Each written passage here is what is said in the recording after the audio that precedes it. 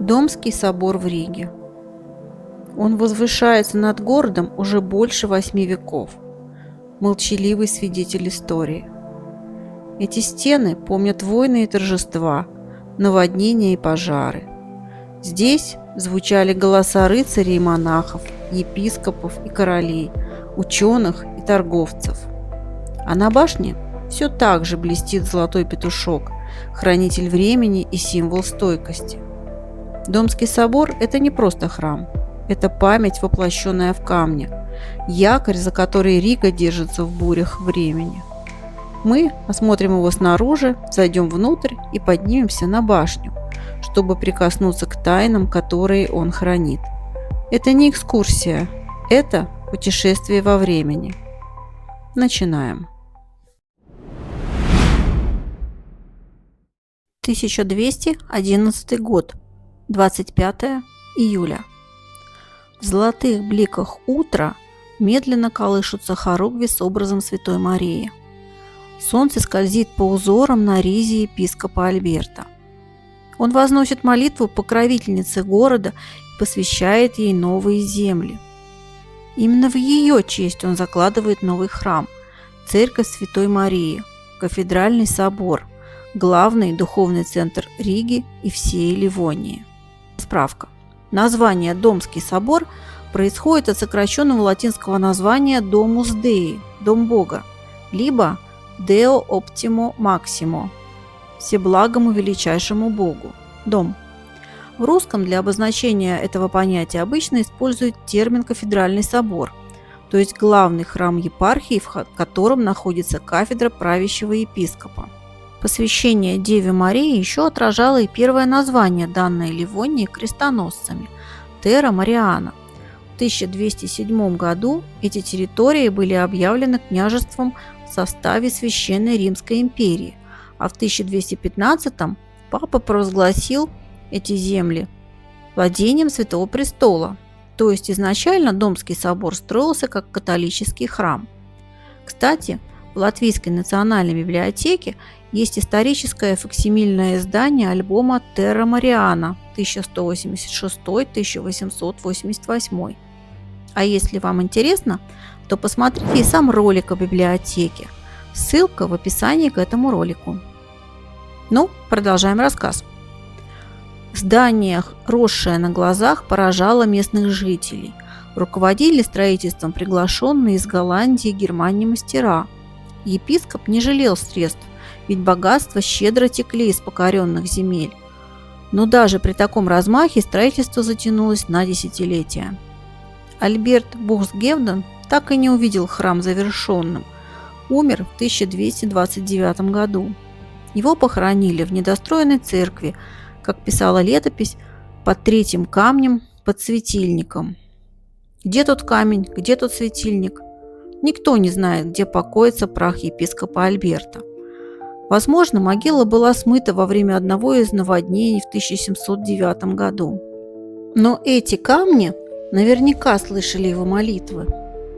До сих пор существует легенда, согласно которой в подземельях храма расположены кладовые, в которых сохранились драгоценности и дорогие картины, шпаги и мушкеты, усыпанные алмазами, сундуки с украшениями, золотыми и серебряными монетами. А планы этих подземелий вместе с ключами находятся в Ватикане. Косвенно легенду подтверждает тот факт, что до сих пор не найдена могила основателя Риги епископа Альберта. Во дворе храма есть скульптурное изображение Альберта, и у него в руках фигура Домского собора с двумя башнями, как задумывалось изначально, но не было воплощено. Интересный факт.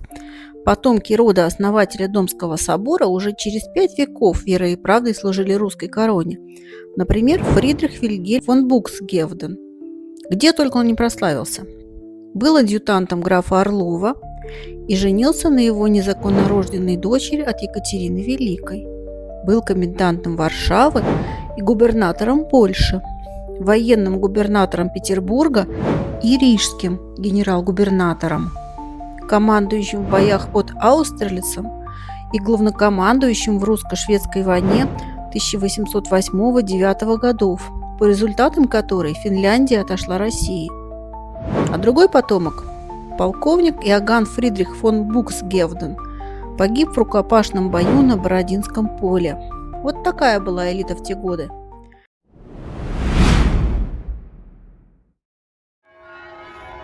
О самых первых этапах строительства Домского собора мы почти ничего не знаем. Документы не дошли до наших дней. К 1226 году строительство продвигается настолько, что в еще недостроенном соборе собирается важный церковный консилиум под руководством папского легата или посла от Папы Римского. Считается, что к этому времени уже готовы хор и центральная часть здания, то есть возведена была часть собора до этого места. Вот вид сбоку и сверху. Как видите, уже пристроена часть монастыря. Здесь есть помещение для заседаний высшего духовенства, дармиторий, спальные помещения для монахов, кухня и рефекторий, общая столовая, а также домская школа, где преподавали на латыни и готовили главным образом будущее духовенство. Сейчас план строения собора выглядит так. Это для сравнения. Подобную планировку имеет собор Любека. Вот, посмотрите на фото, такой же двор. Первые формы Домского собора были строгими и сдержанными, в духе романского стиля. Вот так мог выглядеть храм в XIII веке. Кстати, подобный собор можно и сейчас увидеть в финском городе Порво. Правда, похож? Первоначально Домский планировали как классическую базилику с 3 параллельными залами, нефами, как, например, в кафедральном соборе Бремена, где начинал церковную карьеру рижский епископ Альберт Буксгевден, о чьей роли я рассказала уже в первой части видео. Но позже проект изменился, и храм стал зальным, просторным и единым внутри. Изначально были задуманы 2 башни. Помните статую Альберта? По моде тех времен. Так же, как было в родном Бремене. Но финансов хватило лишь на одну. Трехнефная романская базилика с монастырем для капитула высшего духовенства Ливонии завершена около 1270 года неизвестным мастером из Кёльна по типу зального храма с башней на западном фасаде. Монастырь был пристроен к южной стене Домского собора. Его стены замыкают двор, а вдоль первого этажа тянется узкая галерея с крестовыми сводами. Это крестовая галерея. Представьте, здесь, в полумраке, медленно идут монахи. В руках свечи, в воздухе заунывное пение о страданиях Христа. Крестовая галерея соединяла все части монастыря и выводила прямо в собор. Во дворе и галерее находилось кладбище. Основные помещения Домского монастыря находились в восточном крыле. Ризница, зал заседаний капитула, общая спальня дармиторий, и в южном крыле общая столовая рефекторий, кухня, хозяйственные помещения. Домский монастырь был резиденцией Домского капитула, высшего собрания рижского духовенства. В XIV-XVI веках собор расширяют, появляются боковые капеллы и новые нефы. Поднимается уровень центрального пространства. Когда мы будем подниматься на башню, я покажу вам окна, которые тогда замуровали при перестройке собора. В это же время вырастает и башня с 8-гранным шпилем. Именно ее мы видим на старинной гравюре Ганса Газентотера. Современники утверждали, в ту эпоху башня Домского собора была самой высокой во всей Риге. Собор приобретает готические черты, но приходят новые времена. В 1524 году Рига, как и вся Северная Европа в то время, переживает бурю перемен, связанных с наступлением периода реформации, провозглашенную Мартином Лютером. Начинается иконоборчество, время, когда лютеранская толпа врывалась в церкви и разрушала все, что напоминало о католическом прошлом. Первый удар приняла Рижская церковь Святого Петра. Немецкие купцы из гильдии черноголовых разбили пышный католический алтарь, посвященный их покровителю, святому Маврикию. Вскоре погромы охватили и собор святого Иакова, а затем и Домский собор. Здесь, где было 20 алтарей, не пощадили ни одного. Рижский совет использует момент. Богослужения запрещают, имущество конфискуют, монастыри закрывают. Надгробие архиепископа Линде переплавляют на пушечные ядра, а образы Девы Марии отправляют на так называемый ведьмовский суд. Их спускают по Даугаве и сжигают. Так вольный город Рига рвет узы с католическим Римом и делает это навсегда. Это стало настоящей катастрофой для католиков Риги. Драгоценности и реликвии исчезли, библиотека пострадала, множество произведений искусства было уничтожено. Духовенство и монахи изгнаны из города. И после этих событий Домский собор долгое время стоял в запустении, молчал и ждал своей новой роли в истории. 21 мая 1547 года Рига проснулась в огне. Пламя охватило центр города и добралось до Домского собора. Готический шпиль его башни сгорел дотла. Спустя несколько лет, в 1561 последний рижский архиепископ Вильгельм Бранденбургский продал разоренный собор и все его постройки городу за 18 тысяч марок серебром. С этого момента Домский собор стал собственностью Риги. Здесь обосновалась евангелическая лютеранская община. Домская школа также перешла под управление города. В Ригу пригласили Якоба Батуса, друга и сподвижника Эразма Роттердамского, знаменитого нидерландского философа, гуманиста, писателя и педагога эпохи Северного Возрождения. Батус стал ректором и возглавлял школу до 1545 года. С этого времени католические догматы здесь заменили на лютеранские. Новый шпиль появился только в 1595 году. Он стал пирамидальным с двумя галереями и увенчан петухом, символом бдительности и веры. По преданию, первые 2 столетия петушок на шпиле был позолочен лишь с одной стороны. Мореходы использовали его как флюгер. Если петушок сверкал золотом, ветер был попутным, и сюда могли входить в Даугаву. Если же он поворачивался темной стороной, стоило ждать перемены погоды. Позже петушка покрыли позолотой полностью, и он сиял на шпиле еще 2 века, пока время не стерло его блеск. В 1985 году изготовили точную копию, которую установили на башню. А исторический петушок сохранился. Его можно увидеть в экспозиции внутри собора. После пришествия реформации жизнь вокруг собора тоже изменилась. Монастырские корпуса использовались как хозяйственные постройки, во дворе открылся рынок, а на первом этаже разместилась библиотека. Так Домский собор постепенно превращался не только в религиозный символ, но и в часть повседневной городской жизни. Ну а когда же собор стал таким, каким мы его видим сейчас, подумаете вы? Во время осады Риги войсками Петра I в 1710 году Домский собор пострадал, особенно его крыша. При восстановлении боковые нефы получили новые, более крутые скаты. Хоральная часть – барочную крышу, а средний неф – восточный фронтон с датой 1727.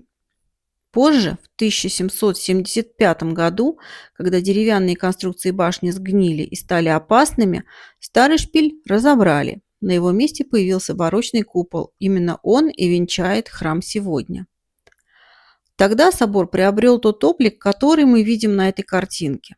Исторический вход находился здесь, на северной стороне, а нынешний, привычный нам западный портал, появился лишь в XIX веке, во время новой реставрации.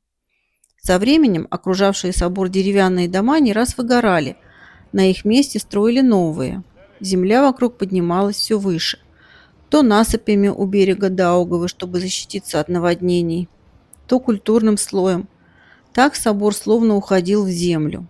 Сегодня, чтобы войти через северный портал, как это делали в XIII веке, нужно спуститься вниз по 16 ступеням, а когда-то сюда вели ступени вверх. В середине 20 века часть Домской площади у северной стены и алтаря собора раскопали до средневекового уровня. Углубились почти на 2 метра, поэтому сегодня кажется, будто собор стоит в низине. Ну что, давайте зайдем внутрь.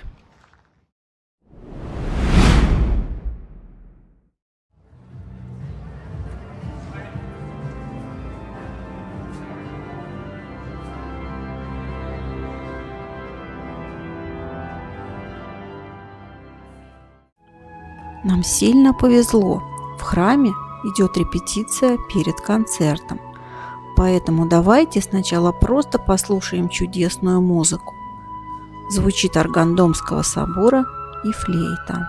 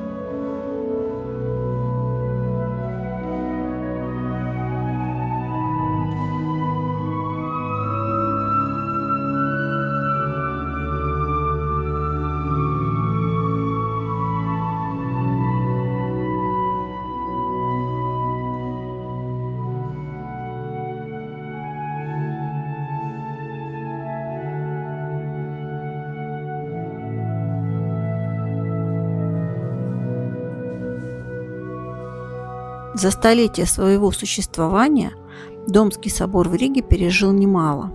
Как я уже рассказывала, интерьер собора сильно пострадал в годы реформации. В 1547 году его стены охватил великий пожар, уничтоживший значительную часть храма.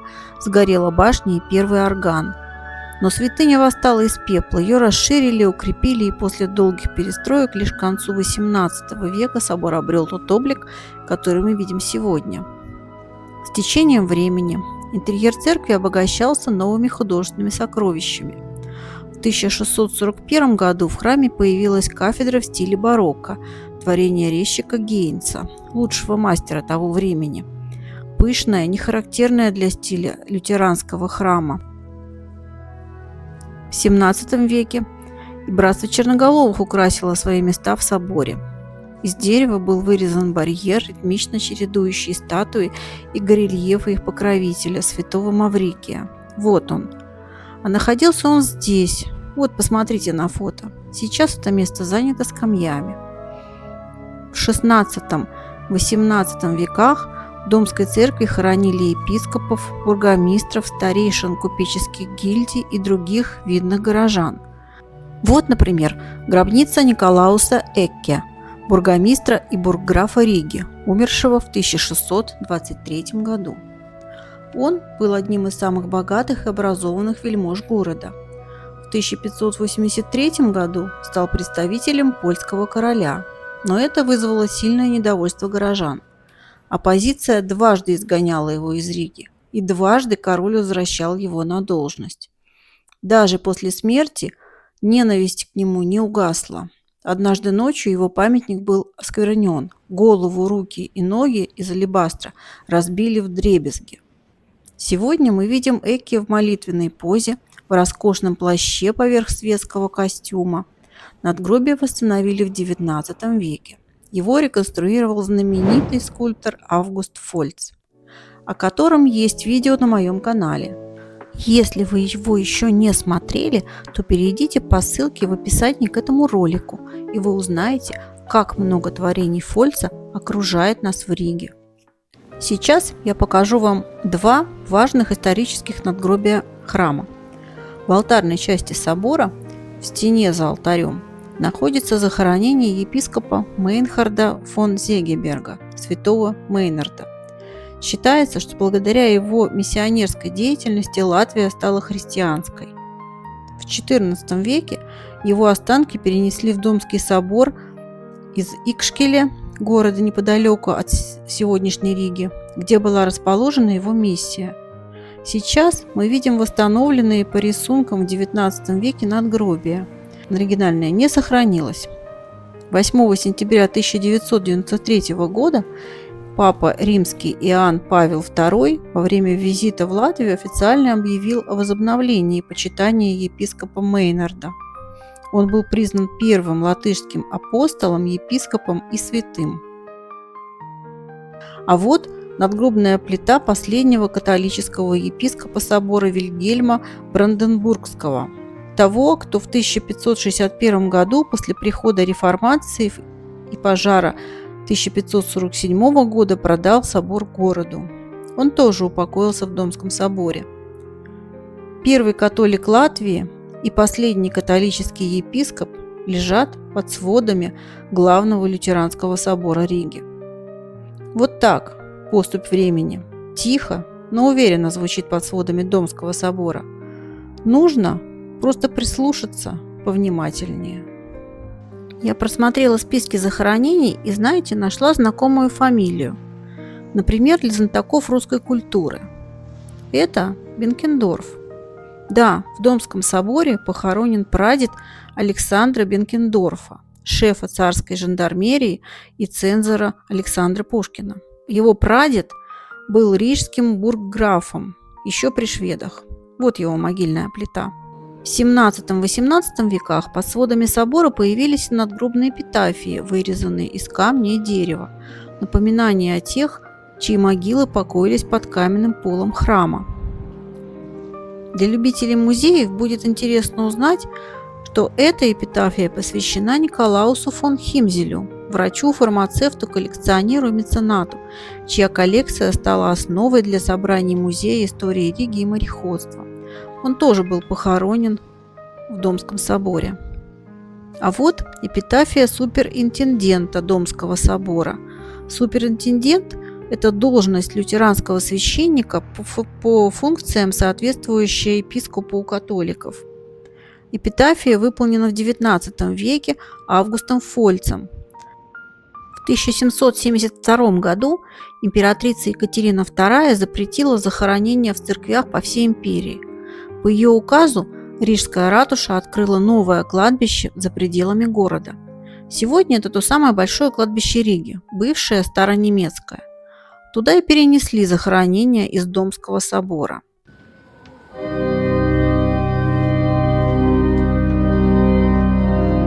В конце XIX – начало XX века стены на северной стороне украсили витражами, изготовленными на пожертвования богатых прихожан.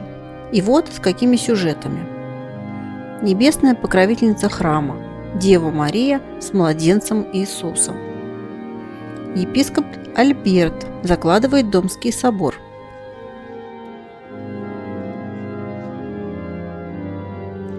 Магистр Ливонского ордена Вальтер фон Плеттенберг провозглашает свободу вероисповедания и признает лютеранскую веру.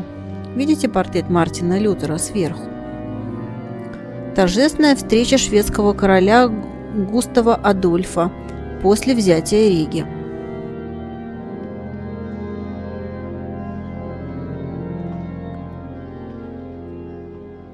Сцены из жизни святого Мартина. Сцены из жизни святого Георгия. Апостол Петр и Павел. В алтарной части библейские сюжеты. Спаситель. Встреча ученика с Христом по дороге в Эммаус. Руфь и Орфа со своей свекровью Ноэминью на распутье. Моисей и Илья Пророк. Розетка с христианскими символами.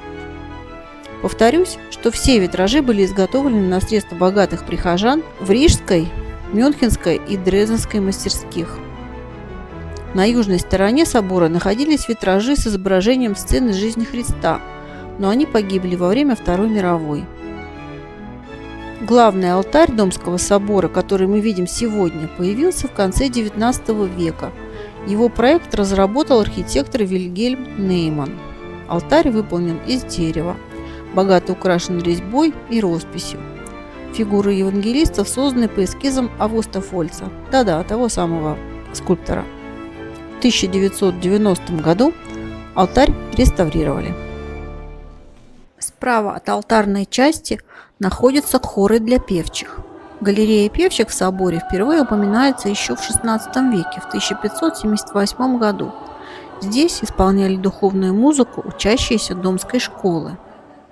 А это декоративное входное крыльцо в монастырь с росписью. Автор – немецкий художник XVII века Курт Мейер. В 1689 году он заключил договор с Домским собором на роспись сводов, хора, студенческой галереи и лестницы и дверей.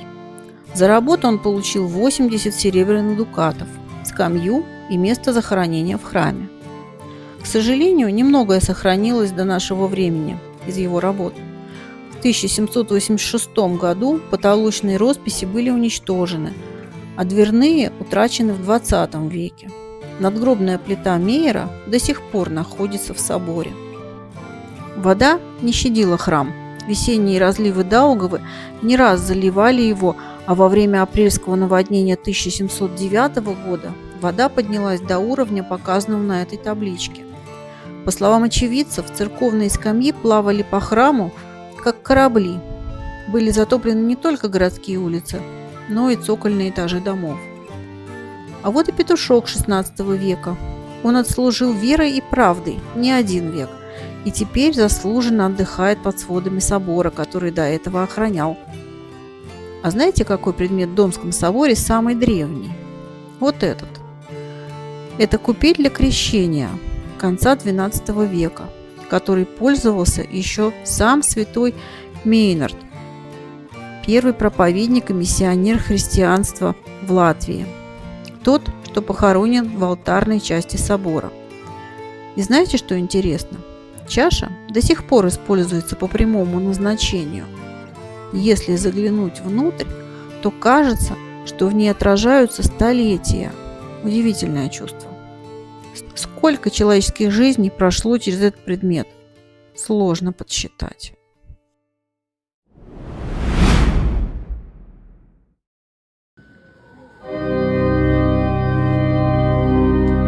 Орган – это голос не только Домского собора, но и всей Риги. Его история началась в XVI веке, когда первые звуки разлились под сводами храма. Это самый впечатляющий по звучанию инструмент Латвии. Кроме того, он входит в 5 крупнейших органов в мире. В прошлом году ему исполнилось 140 лет. Первый орган собора сгорел в пожаре 1547 года. Строительство нового завершил в 1601 году Якоб Рааб, органный мастер из Любека. От того органа до наших дней дошли 3 центральные башни и часть старой конструкции. Когда-то его проспект, так называется декоративный фасад органа, был темно-коричневым с золотом, а скульптуры сияли яркими красками – Иоанн Креститель и ангелы. Но в 1707 году в орган ударила молния, и инструмент оказался непригодным. Лишь спустя 2 года его удалось восстановить. После разрушений Северной войны орган обновили. Его проспект перекрасили в синий цвет и украсили резьбой, придав ему барочный облик. Но громотводов тогда еще не знали, и в орган еще не раз били молнии. Через крышу текла вода, и инструмент снова начал разрушаться. В 1773 году провели капитальный ремонт. В 1880-е годы судьба домского органа резко изменилась. Инициаторами стали отец и сын Бергнеры, влиятельные музыканты своего времени. Старший был известным органистом и педагогом, а младший почти 40 лет играл в Домском соборе. Именно он предложил расширить возможности инструмента. Реконструкцией в 1883-84 году занимались мастера из Людвигсбурга фирмы Walker & Company. И орган со 124 регистрами, так называют звучащие голоса инструмента, стал крупнейшим в мире. На премьере нового органа прозвучал хорал Ференца Листа «Теперь возблагодарите все Господа», специально написанный для этого инструмента. Вот, кстати, памятная доска об этом событии.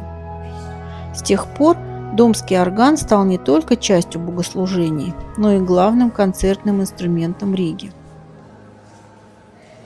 Ширина органа 11 метров, высота сопоставима с девятиэтажным домом 25 метров.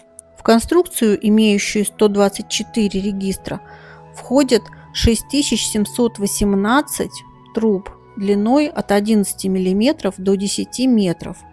Трубы органа изготовлены из древесных материалов – сосны, ели, клена, дуба, бука, грушевого дерева, а также из металла – сплава олова и свинца в различных пропорциях. С помощью электромотора в меха нагнетается воздух, который потом подается в трубы. У домского органа огромный диапазон и невероятное богатство тембров. В его звучании можно уловить краски оркестровых инструментов – скрипки, английского рожка, трубы, гобоя или фагота. А некоторые регистры поражают своими поэтичными названиями: «Унда Марис» – «Морские волны», «Voix Celeste» – «Небесный голос», «Vox Angelica» – «Ангельский голос», «Vox Humana» – «Человеческий голос».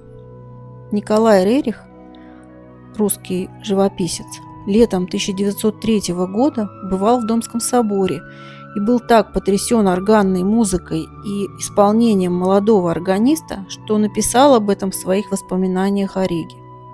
Тем органистом в Домском соборе оказался известный латышский композитор, виртуоз органной игры Альфред Калнидж. Вот здесь есть картина, изображающая музыканта за инструментом. В советское время Домский собор начинают воспринимать как главную достопримечательность Риги. После реставрации и реконструкции органа храм на 40 лет превращается в филиал городского музея и концертный зал. Посещение собора было обязательным пунктом туристических маршрутов. Концерты органной музыки собирали полные залы, все 1200 мест. Билеты исчезали мгновенно, а очередь на Домской площади завивалась спиралью. В бывшем Домском соборе в Риге открыт историко-архитектурный музей. В великолепном по своей акустике зале теперь устраиваются концерты Латвийской государственной филармонии. Ансамбль скрипачей Большого театра Союза СССР исполняет романс Дмитрия Шостаковича.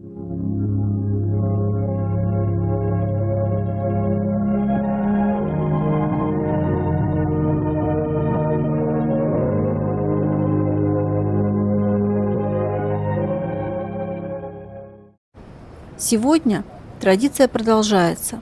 Особенно популярны короткие органные концерты пикколо. Всего 20 минут музыки, но впечатления потрясающие.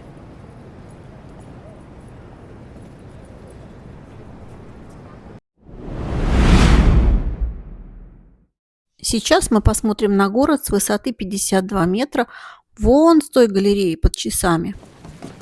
Вот информация, как попасть на башню. Наверх водят группами от 5 до 15 человек раз в день в 12:30, на буднях и в субботу, в воскресенье в 15:30. Экскурсия проходит на английском языке. Билет на башню дает право в том числе и на посещение самого собора. На сайте собора пишут, что надо регистрироваться за 3 дня, но мне повезло, я просто купила в кассе билет на завтра. Стоимость билета 15 евро. Лифта здесь нет, поэтому такая экскурсия подойдет только молодым или спортивным.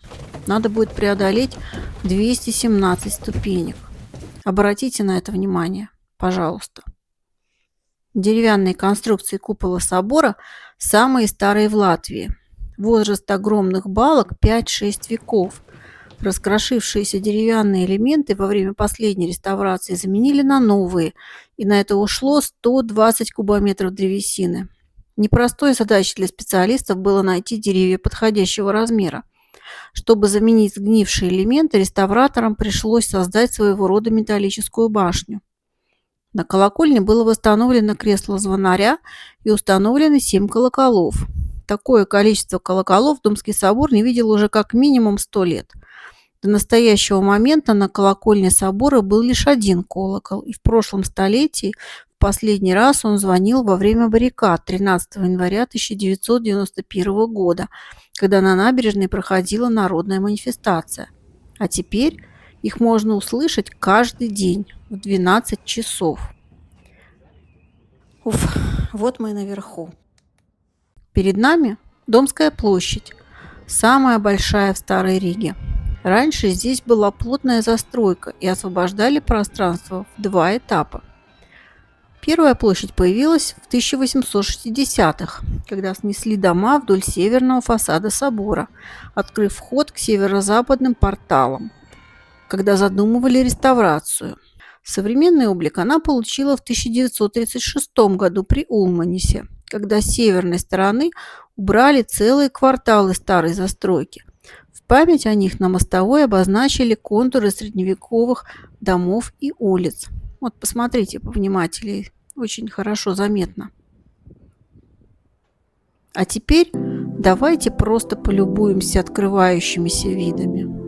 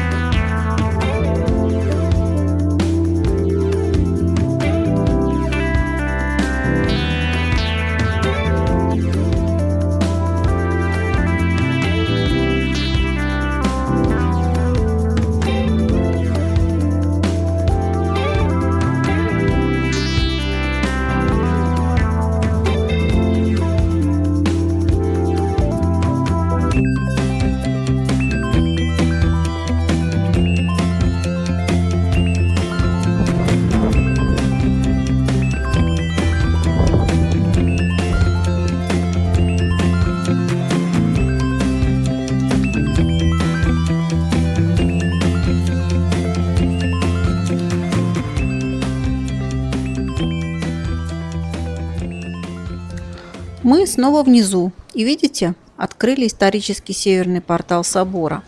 Реставраторы снова устанавливают леса. У собора большие проблемы с фундаментом. Его нужно срочно укреплять. Здание уходит под землю. Связано это с тем, что из-за периодического понижения грунтовых вод старинные деревянные сваи, на которых стоит собор, пришли в негодность. Из-за этого деформируются каменные конструкции, которые на них опираются. Будем надеяться, что реставраторы успеют сделать свою работу.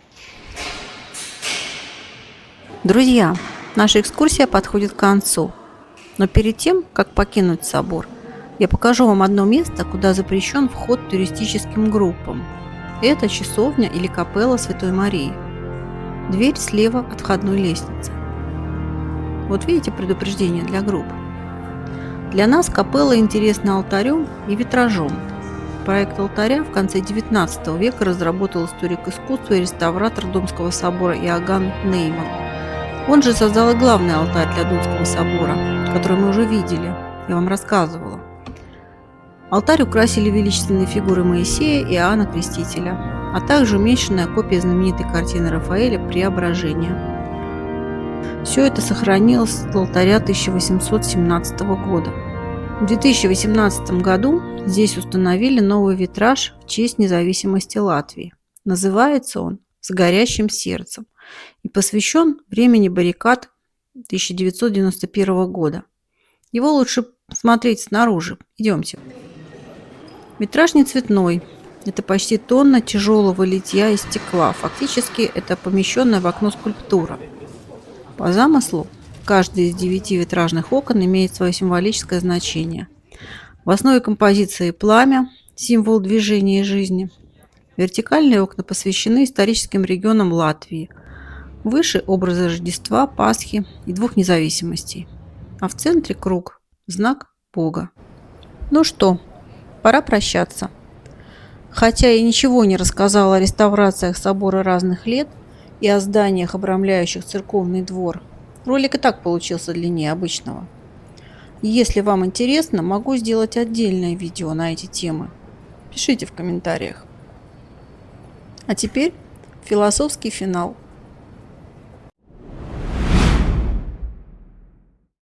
Сегодня Домский собор встречает и верующих, и гостей со всего мира.